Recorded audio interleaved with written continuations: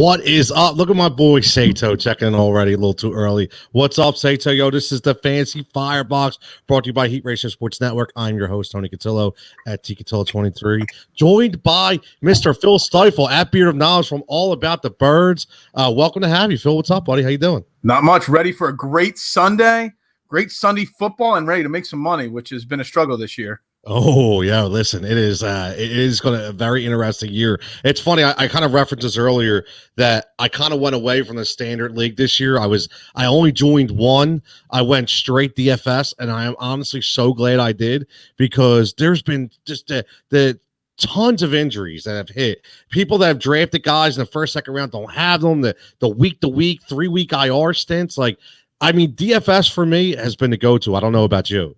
Yeah, I mean, this is the first year I'm actually in a regular league again since 3 years now, because I've been strictly daily and DFS. And with the All About the Birds podcast, we have our own league. It's a deep 16-man league. And I'll tell you, I'll throw it out there as a thing. I'm hurting at wide receiver in a 16-man league. Ooh. I have, Jamison Crowder's hurt, and I had Cortland Sutton, who's been out for how long.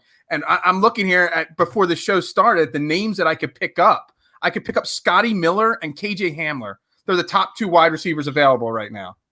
I'll tell you what, Scotty Miller is very, very he's very intriguing. I know, right? He's like, but Brady loves him, man. He absolutely loves him.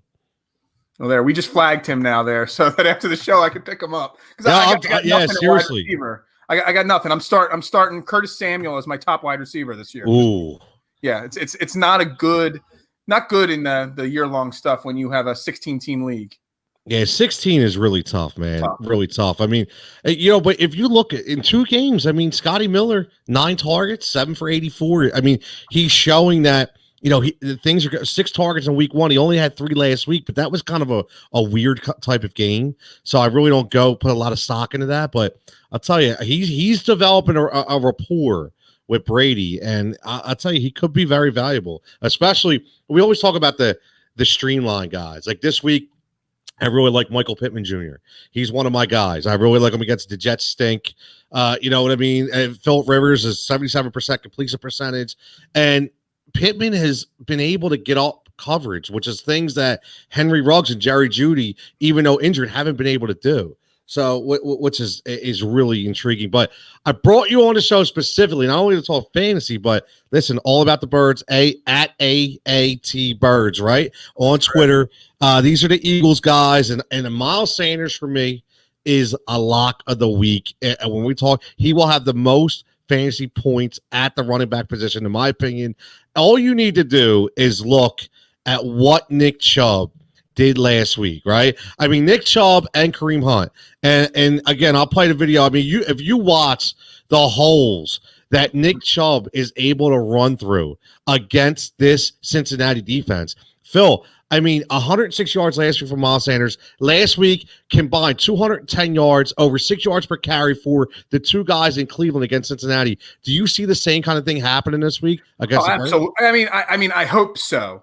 I mean, the only thing that scares him from being number 1 to being like 2 or 3 for me this week is just that Doug hasn't committed enough to the run regularly, and at least this season.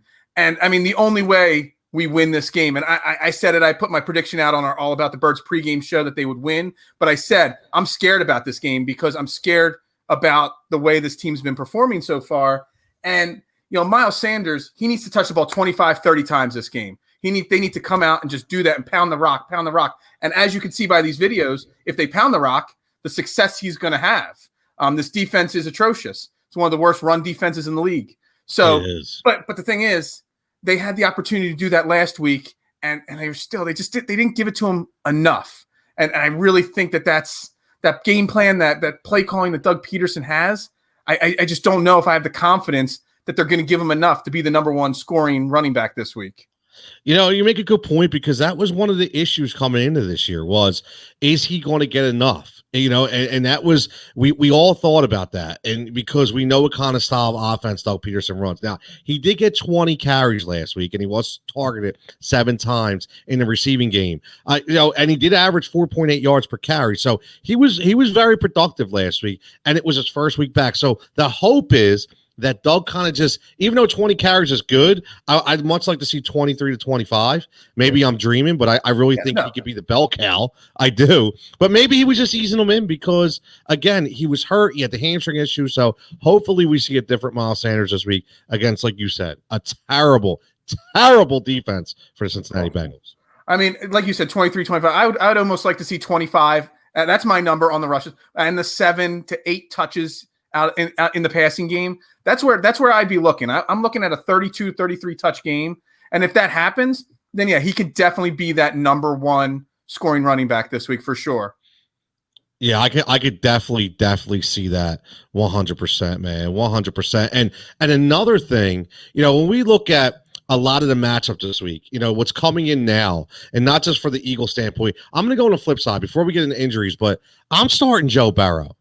And I think, and a lot of people are like, whoa, like, listen, I watched what Jared Goff was able to do against this team.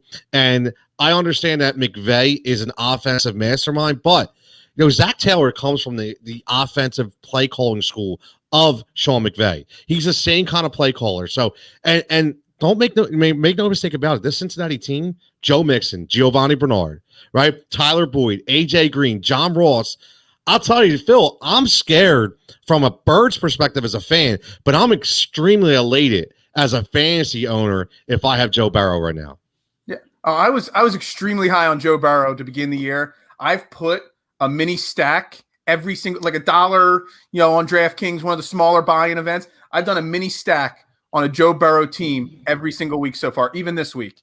I know I shouldn't be stacking against the Eagles. I shouldn't, but I am, and I've cashed on every single one of my stacks so far because they're pretty cheap, and it's I hate to say it, and like I said, I almost picked the Eagles to lose this game because I have that much faith in Joe Burrow and that little faith in the Eagles defense to be able to stop them. I picked Joe Mixon in every single one of my season-long leagues to as my first-round pick, so I know what Joe Mixon can do, and everybody forgets about AJ Green. AJ Green's healthy this year.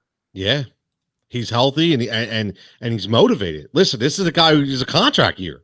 Let's face it. He wants to get paid. He wants to show that even at the age of 30 plus that he could still produce and really be a huge stepping stone or a huge building block for an offensive team. So, yeah, I mean, listen, Joe Mixon, you mentioned, I thought Joe Mixon was going to have a tremendous year. I still think he's going to have a really good year. Fantasy-wise, he started off slow the first 2 weeks, I should say.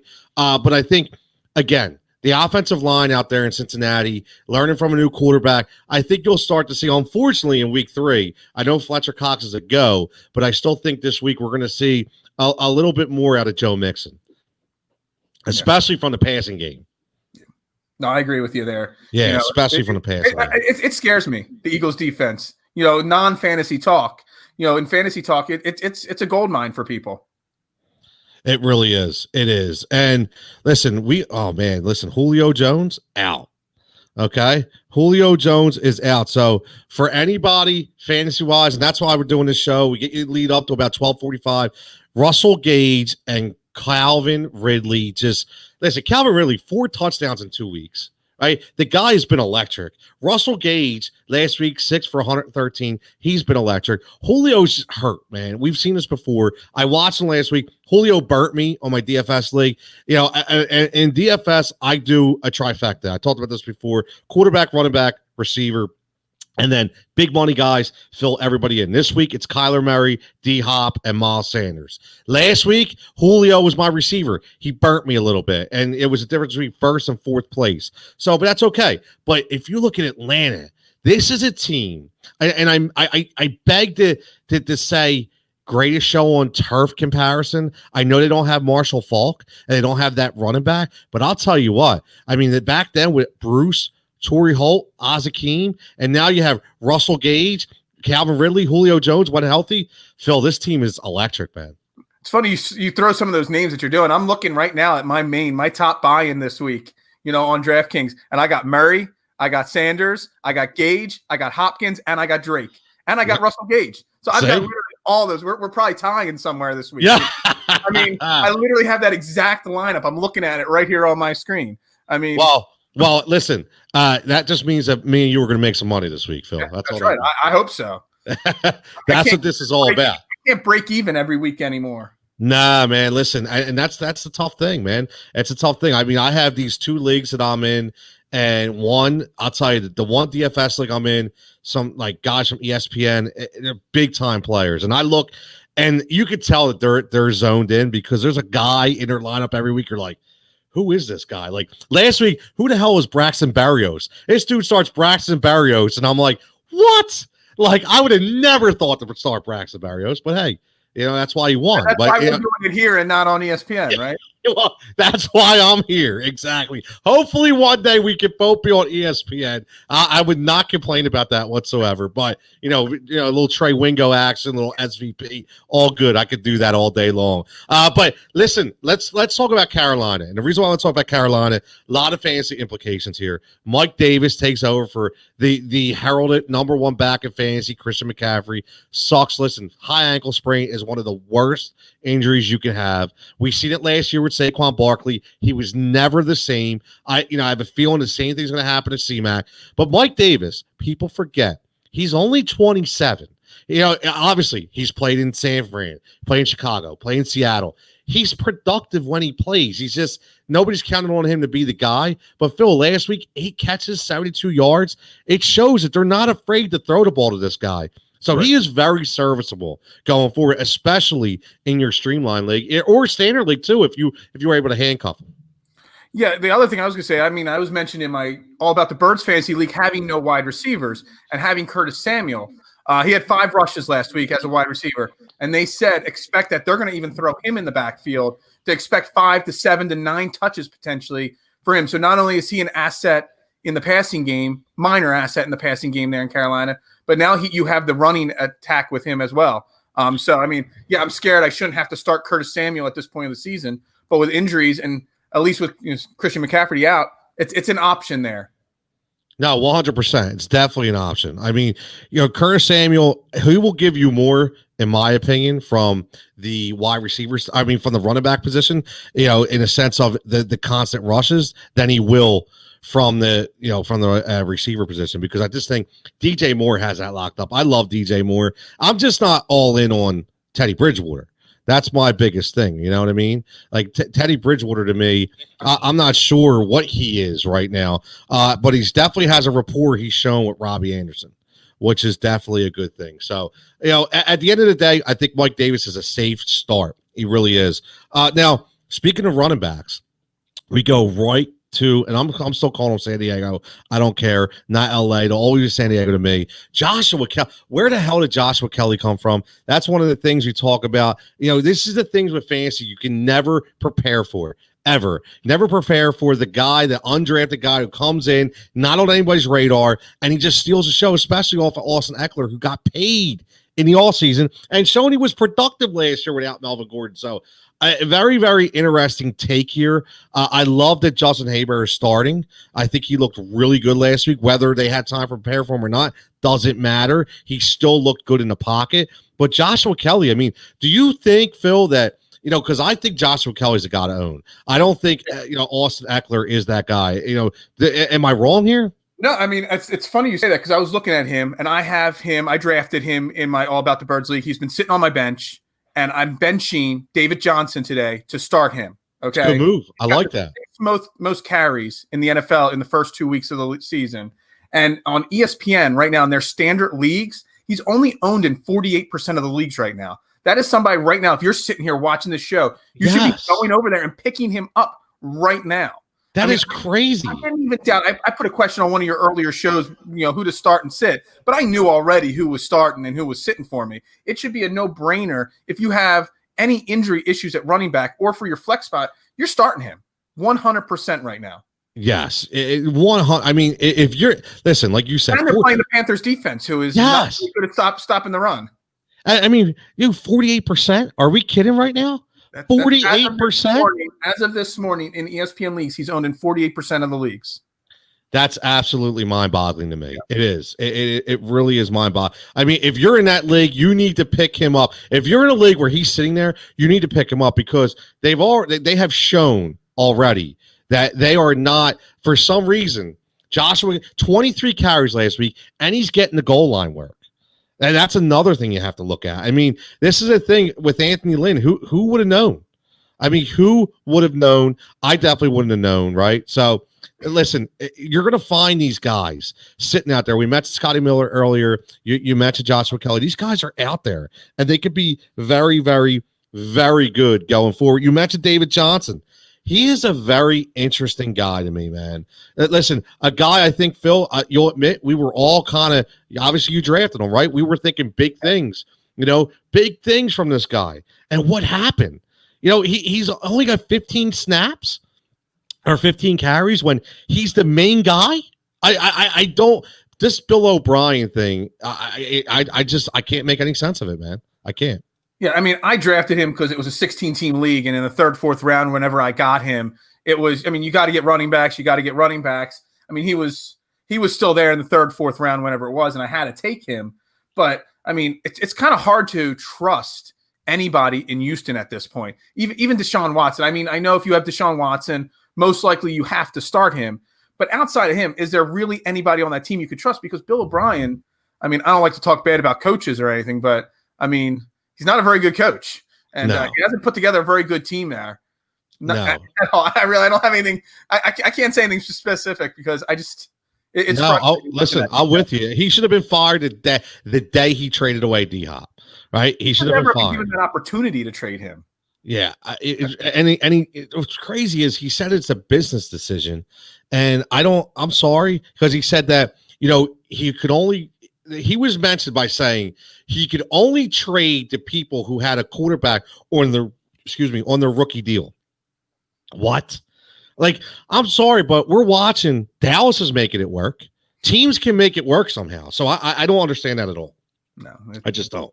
I really don't. But yeah, listen, besides Deshaun Watson, and Will Fuller has shown he's just not the guy. Brandon Cooks, for everybody yelled at me for Brandon Cooks. I think all season was not a Brandon Cooks guy. I said I did not see it in Brandon Cooks. Oh, Brandon Cooks, he cuts 90 balls. He's just a guy, man. He's just a guy. And Phil, you're like this, like, I remember the promo between John Cena and Roman Reigns. It was like, yo, you're not the guy, you're just a guy, right? That's exactly what probably best promo of all time. But you know what I mean? That was, I could go back and watch that 100 times. That was classic John Cena, man. Classic John Cena. But he's just a guy. That's all he is. He is just a guy. So yeah, very, very, very, very interesting when we talk about Houston. But let's talk about Arizona. And Christian Kirk out. DeAndre Hopkins, obviously a stud, absolute stud. But a lot of people think that Isabella may be the next guy up. I don't. I'm looking at Fitzgerald and Chase Edmonds. I really like Chase Edmonds this week. I think Kenyon Drake gets back on track as Detroit stinks, right? We could see this getting out of hand early, and then Chase Edmonds is going to get a lot of work, especially in the passing game. What do you think? Well, I mean, they're my top play. I'm stacking the Cardinals 100% this week. In the preseason, I was not a big Kyler Murray fan. I didn't think he did enough last year to get all the hype he was getting, the MVP considerations and whatnot and all. They've proved me wrong, and I'm playing them week in and week out now. They're going up against a Detroit team that is just as bad on defense as some of these other defenses we mentioned. Aaron Jones last week single-handedly won me my season-long fantasy league. I mean, he had 168 rushing yards and 2 TDs. They gave up 5 touchdowns to Detroit in the last 5 quarters in passing game. So if you're not playing Murray, if you're not playing Drake or Hopkins, I mean, I don't know what you're doing. That's the thing. That is the absolute stack this week. I'm sorry, but if you are not stacking in DFS for this, you're crazy. I'm serious. You're absolutely crazy because it's hard to carry for Aaron Jones last week. I mean, dude. And we seen that before with Aaron Jones. We did, but the Detroit Lions, they just offer you nothing, right? They're just like there's just nothing there. There's nothing there for me at all. And another game on the flip side, we talked about Atlanta, but with Chicago, I really like Allen Robinson. I really like Allen Robinson this week. Again, tons of injuries when we talk about Atlanta on the defensive side of the ball, and Anthony Miller throws up a goose egg last week, which I don't understand. That's tough because I really like Anthony Miller starting to take that next step this year. But A-Rob, I think, double digits. So get those props ready, man. Get those touchdown prop ready for A-Rob because, he to me, again, 2 touchdowns this week. I'll go in with Mitch. I'm not a big Mitch guy, but this week I'm going to go in with A-Rob. Yeah, I was going to ask you what you think. I mean, I put another cheap buy-in. I put a stack of Robinson, Trubinsky, and Montgomery out there because Atlanta's defense is just not good. They give up a lot of points. It's been that way for several years right now. And I don't think it's if you want to get a cheap quarterback so that you could stack big buys elsewhere, I don't think Trubinsky is the worst play this week. Yeah, I mean, listen, I think you could be right. He's definitely not he could be a sneaky play. I will say that, especially if you're looking for, say, if you're maybe you have Philip Rivers. Yeah, maybe you have Philip Rivers. Who knows? Listen, Trevor checking in. Trevor says, I'm a Mitch guy. Trevor, what is up, buddy? He checking in again. No Julio. Listen, would you go with the Bears D or the Chargers D? That's a tough one, man. That's interesting. I mean, I'd probably go Chargers. I just don't have the faith in Carolina personally, offensively, to put up much numbers there. I don't think I'd go Bears. Yeah, no. No Julio. We talked about this. They're still lethal. That team is still lethal. I mean, Julio had 1 catch last week. He had 1 catch for 19 yards, and they were still legit. So, Russell Gage, Calvin Ridley. Calvin Ridley's basically been the number one, right? Calvin Ridley's been the number one this week, or the last 2 weeks, with Julio. So, my man, big man Finelli checking in, our esports guy for Fox Sports The Gambler. What is up? Robbie Anderson, or Russell Gage.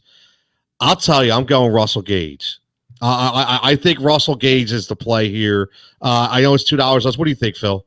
I agree with you 100%. I love Russell Gage today. I mean, Robbie Anderson did help me a couple weeks ago with his, big breakout week 1 there. But no, I'm going Russell Gage 100% there. Not enough confidence in Teddy Bridgewater to do those numbers consistently. Yeah, I'm completely with you. And one thing you have to realize, too, with the Robbie Anderson play is a big reason why he gets so open was the tension that Christian McCaffrey commands. He's not there. So we may see a different style of offense today, in Carolina, where there's a lot more checkdowns from Teddy Bridgewater, which is going to be a lot less plays between that 10-yard gauge. That's not going to be in Robbie Anderson territory. Russell Gage, he's going to be the guy, man. I'm serious. Trevor has been a Mitch guy since get-go. I know Trevor's got the jersey and all for Mitch, man. He loves him some Mitch. And listen, Trevor, I don't care how much you like Mitch or how good Mitch is going to be. He's always going to be the guy that got drafted instead of Deshaun Watson. Always going to be the guy drafted instead of Deshaun Watson, right? All the time. So that's one of the biggest things. But listen, hey, I got to give it to Mitch. And I'll tell you what, Phil, here's one thing we got to look at is with Nagy. I killed Nagy, but maybe he made the right play. Instead of starting Foles, maybe he made the right play this year. I was on vacation in July in Florida and just sitting poolside at the hotel, and this guy came down in a Bears jersey. So, we started small talk and all. He said 100% in Chicago, they're not Mitch guys as a whole in Chicago, but they were all on board Mitch over Foles as a starter at the start of this season. They all thought that was the way to go, and that's what most people on Sports Talk Radio up there were talking about, that Mitch would be the guy to get going. I mean, I don't follow Chicago sports as closely, but if it's coming right from guys that are listening to it every day on Sports Talk Radio, then, enough people in Chicago have Mitchell's back, more than we think they do. That's interesting. Maybe you think that's just because they drafted him high? Yeah, they don't want to give up Yep. on that high draft pick. I mean, it happens in all the sports. It's happened here in Philly with a lot of guys. We don't want to give up on them yet. We didn't want to give up on Sidney Jones. Well, I did, but nobody else did. I wanted him out of here last year, but that's just another subject and all. But people aren't willing to give up on that draft and that draft pick there. So yeah. Trevor Jackson, ESPN 1000 has been saying that. Well, or ESPN for a reason, Trev, right? But no, absolutely. I mean, that's exactly why they're doing it. And let's talk about Pittsburgh and who. My man Finelli checking in one more. Gage opens up $2, so leave Miles Sanders or switch to Kenyon Drake. Listen, Finelli, Jason, I'm all in Miles Sanders. I like Kenyon Drake a lot, but I'm shocked that Kenyon Drake is $2 more than Miles Sanders this week. I know, me and Phil have talked about, depending on the game plan, but I just think, there's nobody behind Miles Sanders. The thing is, he's going to get the ball early and often, so I'd still have to go Miles Sanders. Stick with Miles Sanders. What do you think, Phil? Drake's, I think, going to be the number one scoring running back this week. So it's going to be really close between him and Sanders. But I like Kenyon Drake. So, we'll see, man. I like it. I'm able to figure it out to get both of them on my team, though. So my main DFS buy-in, I do have them both. But if I was choosing one, Drake squeaks out the win over Sanders. Well, there you go, Jason. So you're either going to be a Phil guy or a Jigsaw guy. We'll see what happens at the end of the day. Oh, where you go. Trevor checking in again. Tom Waddle, Mark Silverman was saying that's the cap. Listen, I hear you, but listen, again, you can't draft Mitchell Trubisky instead of Deshaun Watson. Say what you want all day long. Well, I want to talk some Pittsburgh Steelers. My boy John is running late. He can't check in today. He'll be back this week. But are we at the point where Deontay Johnson has actually taken over instead of Juju? And the funny thing is, we've kind of seen this before with Juju and AB, where Juju was a recipient of all that mass coverage to AB, and now we're seeing Deontay Johnson is a player, man. I'll tell you, he is a player. And if you looked at them this week, I mean, projected, they're talking a couple points between the two. Houston absolutely stinks. We talked about that before. I know Deontay's he has a little toe injury, but I don't think that's going to stop him. I actually like Deontay Johnson this week more than Juju. What do you think, Phil? Well, I mean, I haven't really thought about whether I like one more than the other, but I do like Johnson a lot this week. Juju, I just don't know. Ever since AB left, I've not been high on him.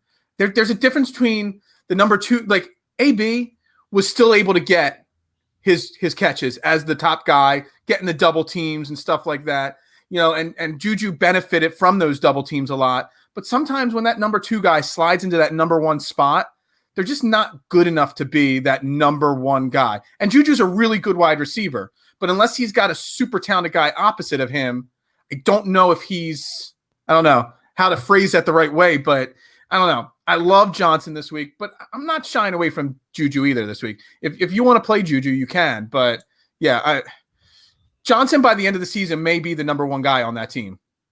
Yeah, I think so. I do. I think the same thing. It is odd, right? You would think that Juju would take that next step. It just seems like he's in that area where he's not ready to take the jump or not. So really, really, really interesting. Another weird contest is going to be the Niners and the Giants. And all I'm going to tell everybody before anything is these are two scenarios where each team has a running back dilemma. And we got one team, and I'm a big Jerick McKinnon guy. I love Jerick McKinnon. I was touting Jerick McKinnon in the offseason. He's looked good. I still think that he's still going to stay to his relegated 12 to 13 role. And I think Jeff Wilson is probably the better play this week in San Francisco. I think he's going to get the ball a lot. But the flip side, everybody thinks this is going to be Devonta Freeman show, Phil. I don't see it, especially this week. Not this week. Definitely not this week. I mean, not coming in on 1 week and going to be the main guy. I mean, he'll get his touches. I mean, he'll play a little bit this week, but he's not going to be the main guy just yet. Honestly, I'm staying away from this game with every play possible. I wouldn't pick anybody in this game. I would stay away, and hopefully the Giants just lose for the Eagles' benefit, and that's all I'm going to say about that game. But yeah, I'll tell you, maybe next week or 2 weeks from now, Devonta Freeman might be a play, but not yet at all. Oh, I completely agree. But I just don't think he's going to be the steady guy that people think he's going to be. I think he's going to come in, get 25 touches a game, and be electric. Remember, Wayne Gallman can play. And he started one game last year, and he had 25 fantasy points. The guy can play, so let's not forget about that. And he also have Dion Lewis out there. See, that's the difference. There's a three-headed monster kind of out there than there is, because a lot of people were saying Devonta Freeman or Mike Davis. And for me, it's got to be Mike Davis because he has no competition. It's him or nobody. You know what I mean? Yeah. So I'll tell you, Daniel Jones, to me, is a sneaky play this week. He is. The Niners are hurting. There's no Sherman. There's no Bosa. They're hurting on defense. They're playing at home. I know there's no crowd, but it doesn't matter. Daniel Jones is going to go out there. Sterling Shepard, Darius Slayton, Evan Ingram. He's got the run. If they can protect him, I'll tell you what, we could be looking at like a 3-touchdown, 300-yard game from Daniel Jones. I think I really, now, am I saying I put $100 on it? No, I'm not saying that. But as a sneaky underlining bet, or especially if you're in a league where you start two quarterbacks, I would be all in on Daniel Jones.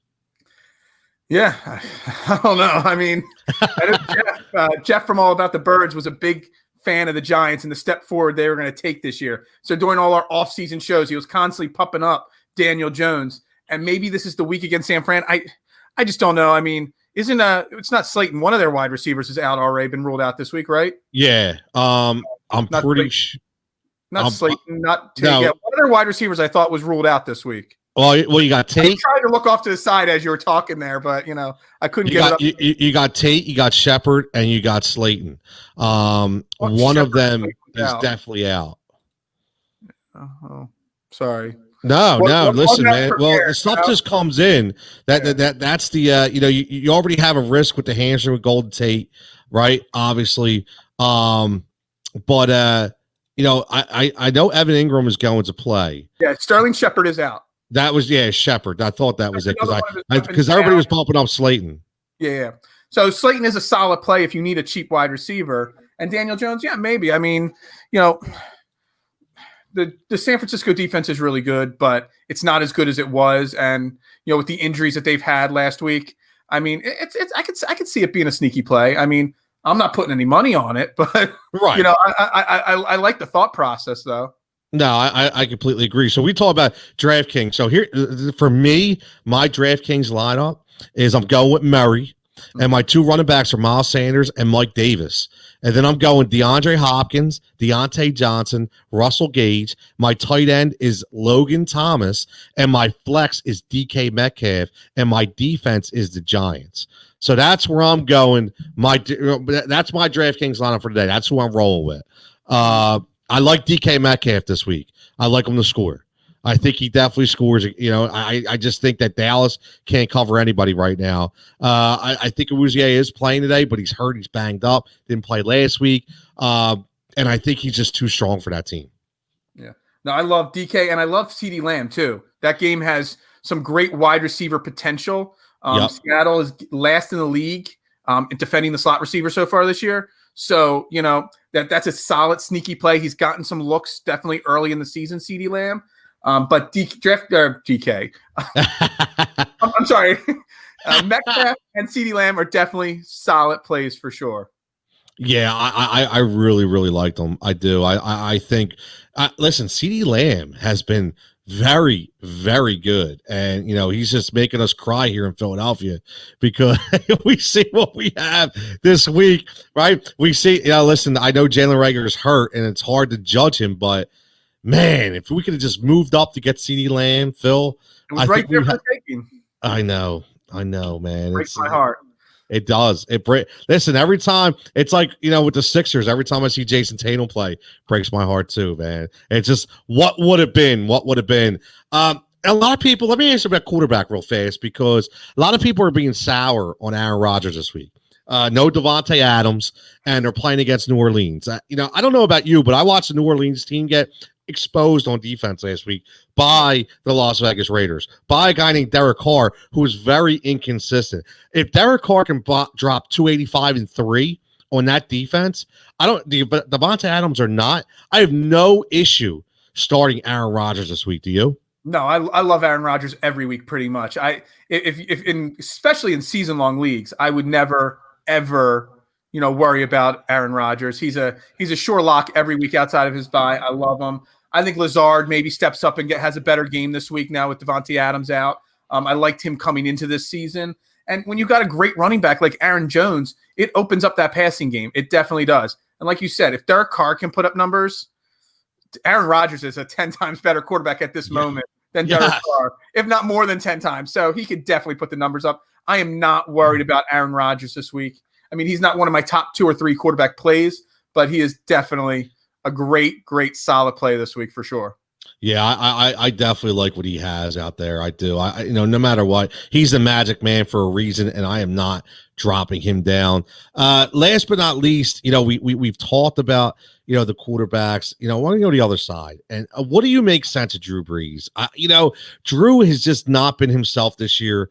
He's been very lackluster. I know he threw for 312 last week, but still 1-1, 68% completion. I mean, we're not talking about a guy anymore that's throwing them 400-yard games up. I mean, are we seeing a steady decline of Drew Brees? I think Father Time has finally caught up to him. It really has. And I kind of said that last year, too. I saw a slight decline when he came back from the injury last year. It's funny. It's the weirdest thing happened after week 2 last week. Our boy Scotty from Scotty Talk Sports. Yes. I'm in his fantasy league also this year. Okay. And after the games last week, somebody in that league actually dropped Drew Brees. And I was like, really? And then it made me think. Drew Brees isn't who, I don't need, I have Dak Prescott in that league. I'm not going to go pick him up right now. But, it made me think people are definitely souring big picture on Drew Brees really, really fast. And like I said, I think it dates back to last year. It dates back to that injury last year. He's not going to throw for 400 yards at all. He's not going to have those 3-4 touchdown games. He still has Michael Thomas and Kamara, but I don't know. He just has that spark's just not there anymore. No. We might be seeing the swan song for him this year. He might be done at the end of this year. I think you might be right. I do. I think you might be right. I mean, we know what happened at the beginning of the year with his comments, and he came back, and now you have no Michael Thomas. Emmanuel Sanders doesn't even catch a ball last week. It's just things just aren't adding up in New Orleans. That's why, for everybody said New Orleans a team to beat in the NFC West.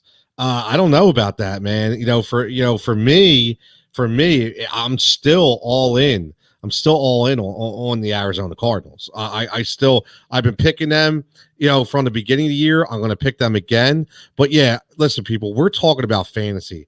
We're not talking about Drew Brees as the NFL quarterback who, listen, I mean, is there any doubt that he's a Hall of Famer? I don't think so. First ballot.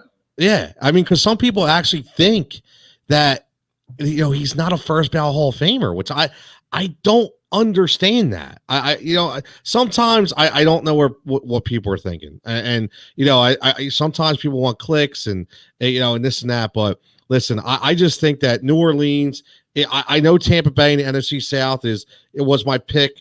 It's still my pick to go to the Super Bowl. I don't see New Orleans giving them any competition. I really don't. I would like to know those people that think he's not a Hall of Famer. Can you please send them my way? I'd really like to talk to them and find out what they're thinking there. Big time. I know. I don't understand it. I don't get it. You never know what people are thinking, Phil. You know what I mean? So it closed, and we're gonna get out of here in a couple minutes. Get ready for kickoff. If there's one guy, you mentioned Kenyon Drake. Besides Kenyon Drake, you're one fantasy lock of the week from any position. I don't care where it's at. Who you going with? I'm going Kyler Murray. That's my number one lock. I mean, I know it's picking like a great quarterback that's playing great again. I know it sounds obvious, but to me, the Cardinals as a whole and Kyler Murray, that is the one play I am playing this week as much as I possibly can. I'm with you. Not to sound this cliche here, but I'm all about Kyler Murray because I know a lot of people are going, Russell Wilson. But listen, I love Russell Wilson, but this week against Detroit, to see what Kyler Murray's listen, we watched Lamar Jackson do this last year. And Kyler Murray's he's getting off to the same kind of start. So yeah, I think a lock is Kyler Murray, aside from Miles Sanders. I know you like Kenyon Drake. So It's going to be interesting. I can't wait. A lot of good 1 o'clock matchups, a lot of good 4 o'clock matchups too. So a great day for fantasy football. Listen, as always, follow Heat Ratio Sports on Twitter, all about the birds. Phil, thanks so much for joining me today. Man, it's a pleasure. As always, and good luck with the new puppy, man. Or I shouldn't say puppy, but good luck with the new rescue. I don't know if you saw me sidetracked here. He figured out. I guess he knows how to open doors because I'm. Oh, that's great. He got in here in the middle of the show for a second there. Yeah, he wanted some fame, man. He wanted to get on TV. You're going to have to throw him on the show once in a while. He can't jump up here that well. So I was going to let him get up here in the show, but you know. Next week we'll have to have him on. I'll bring my two down here too, and they'll kind of talk to each other through the mic. But again, as always, everybody have a great Sunday afternoon. You know, if you any Eagles questions, at Beer and Knowledge, check all about the birds. Any fancy questions, check me out at the Heat Ratio and at TCatil23. Everybody stay safe, stay healthy, and we will talk to you throughout the day.